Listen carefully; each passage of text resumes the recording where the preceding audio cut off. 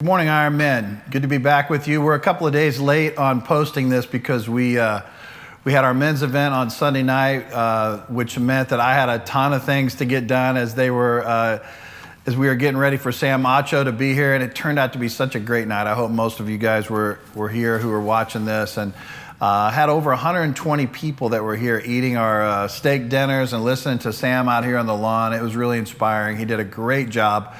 We still have lots more of his books for sale. He left some behind.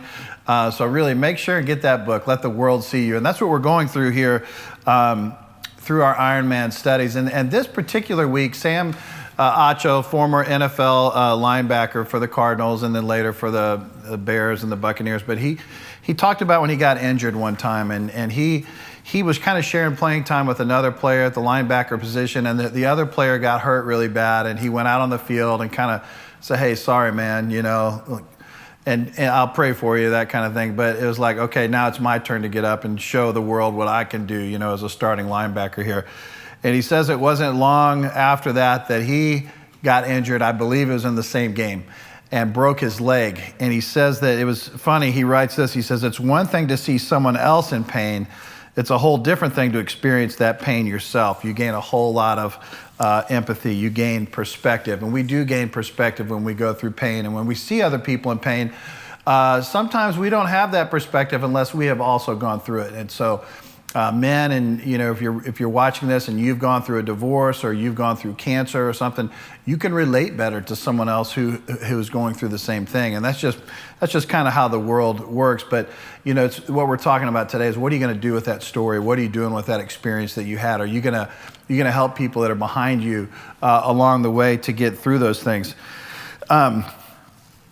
So when Sam was telling these stories about going to Nigeria and stuff, he started triggering some memories that I've had playing basketball overseas and getting a chance to travel to a lot of different countries and live in some different countries. And I would leave there with the sense of, like, why am I so blessed? Why do I have so many things? Why, God, did I get born into a middle-class American household that has a roof and over its head, and food and education and clothing and healthcare and all those kind of things that that these people didn't have? And I would sort of feel a sense of guilt with that until one time I was talking to a friend of mine who had been on several missions trips, and older gentleman, kind of a mentor type person to me, and he was telling me, he said, "Kyle, don't feel guilty."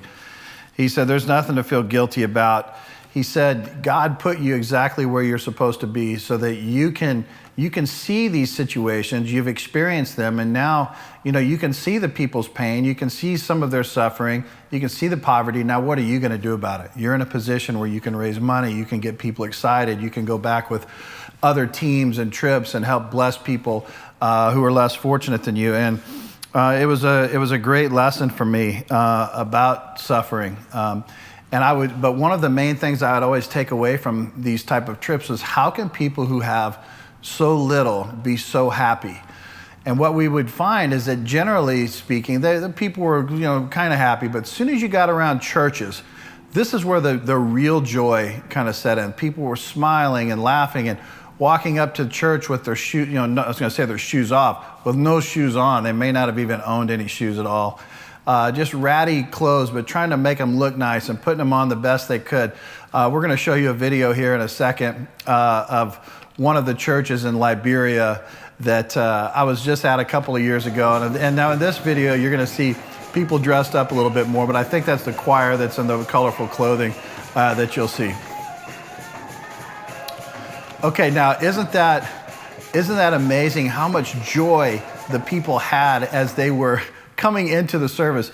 It was like, and I wish I had video of this. I think my friend Dion, who was there, got some video of the people that were dancing up the aisles to give their money and their offering, and just small things. And in some cases, they weren't even giving money. They were giving fruit and vegetables and things like that they had.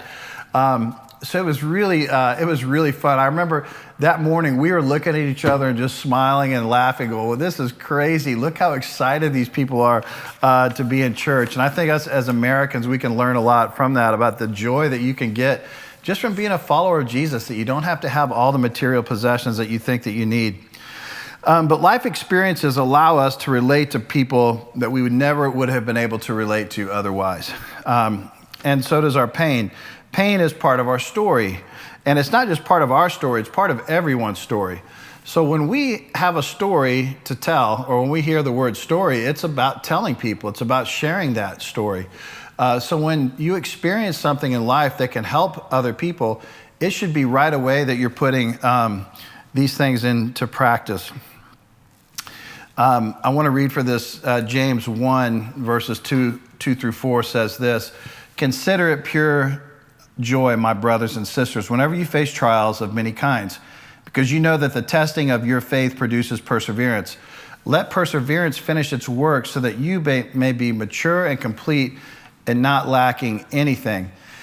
Now, all of us have gone through trials. There's no one who has not gone through any kind of suffering or trial in their lifetime. That's just who we are. That's part of the suffering. He writes that, Sam writes, "No servant is greater than his master." If Jesus suffered, then we're also going to suffer. And Jesus came down and suffered, not so much that he could relate to us, but that we can understand that Jesus can relate to us. He already created us. He can relate to us. But it gave him a perspective. Okay, this is what actual pain feels like. This is what a whipping feels like. This is what being, nailed to a cross feels like. And this is the suffering that Jesus went through. And if he can do that, we're going to be able to make it through the trials that we go through as well. Starting back in high school, I was a lifeguard, and I always had to have my CPR certification. And then I've had to carry it on through years of coaching and working with kids and things like that. I've always had to have it. And one of the stories that all the instructors always tell is about choking. They're trying to teach you the Heimlich maneuver and how you're supposed to come up underneath your chest and push the air out, and you're supposed to cough out the meat or whatever it is that you're choking on. So they always said, and I found this interesting, that when people are choking, this is like the international choking sign. But besides that, the first thing that most people do is they're going to get up and they want to go off by themselves.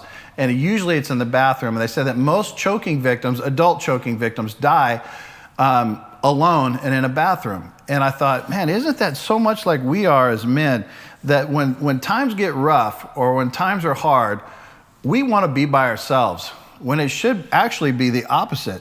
Proverbs 17:17 says, "A friend loves at all times, and a brother is born for a time of adversity." Now, it says here, we were born to help other people during their time of trouble. We were born to be with people and to help people through those kind of trying times. When I arrived in Malawi for the first time in 1994, we had a basketball player on our team named Alberto. Alberto is from Mozambique, and he was the best player of the year in Malawi. He was dunking the ball 4 or 5 times a game. He could score from anywhere on the court. Great guy, very humble. Everybody loved Albert. Well, it wasn't long after I was there that Albert got injured.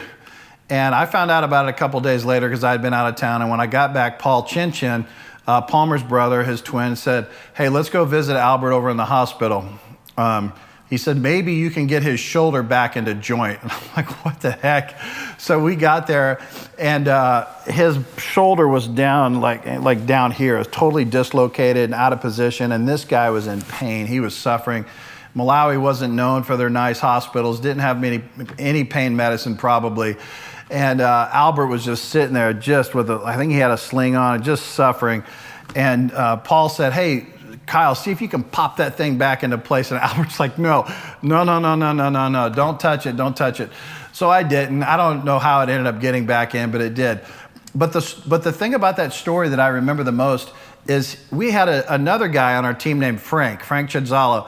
And Frank actually had spent like 2 nights there with Albert in the hospital on a folding chair in a crummy little rundown hospital room with no mosquito nets, no screens on the windows, bugs flying around in there and everything, no food coming in and out from the people working at the hospital.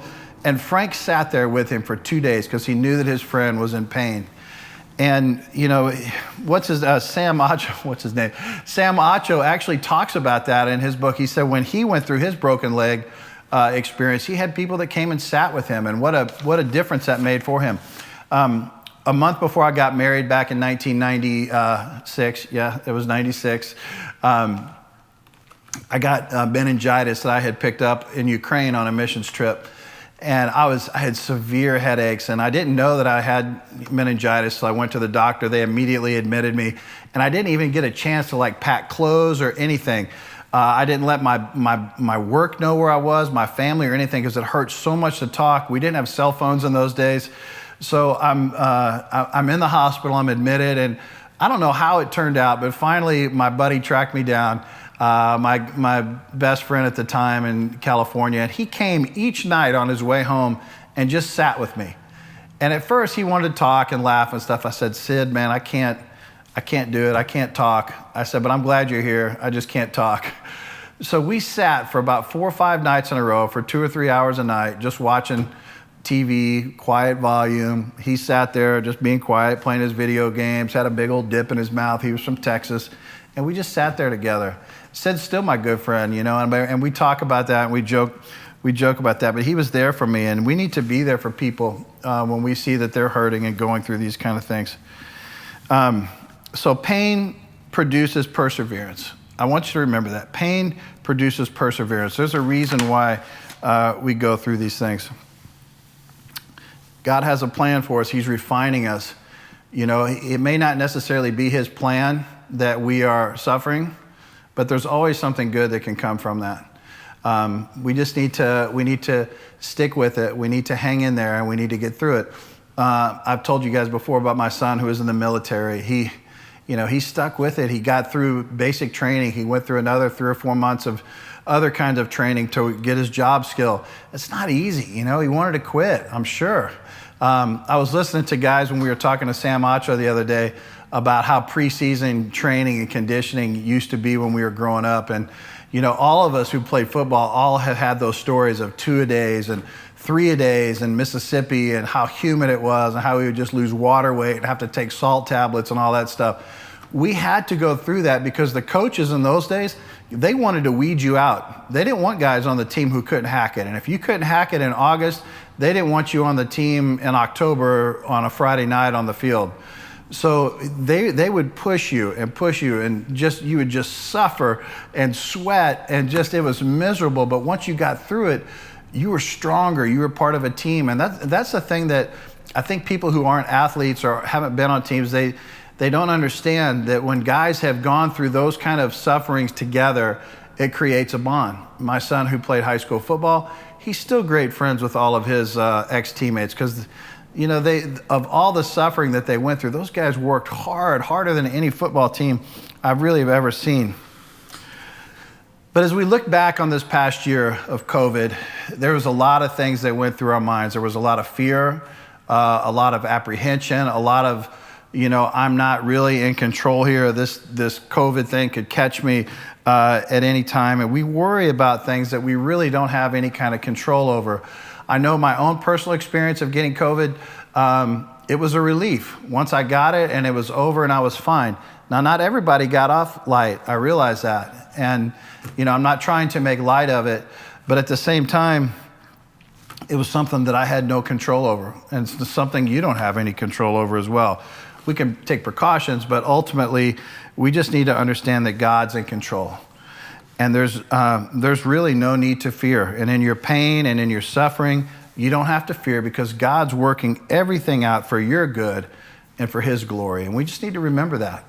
So as someone's going through pain, you know, if someone's going through suffering, be there like a brother. Be there like Proverbs 17:17 says, a friend loves at all times. Okay, and a brother is born for a time of adversity. You know, be a good brother. Go sit with somebody.